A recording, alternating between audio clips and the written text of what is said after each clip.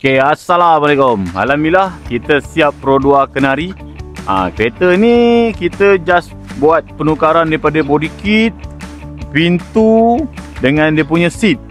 Lepas tu owner request untuk spray warna hijau. Ini warna hijau Skyline. Okay, dekat pintu apa yang dah dapat dekat pintu?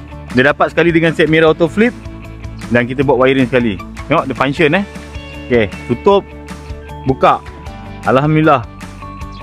Lepas tu dia punya pintu pun 4 power window.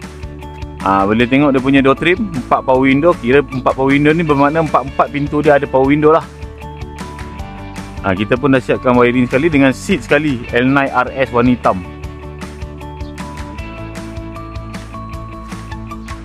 Lepas tu getah-getah pintu ni semua owner memang request untuk tukar baru. Tutup pun mantap. Okey, lepas tu side skirt ni pun bagi sekali. Ni side skirt L9 RS dia ada hitam dekat sini kita fitting cun-cun. Tak ada gap.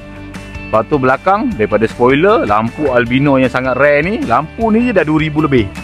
Lepas tu dia punya bumper ada mud flat. Kecil, memang full spec daripada belakang. Ni baru nama L9 RS, baru limited. Kalau ada barang chrome dia lagi dahsyat. Okey, macam biasalah tepi ni semua tadi kau nak tengok kan. Pintu, body kit, side skirt semua dah fitting cun.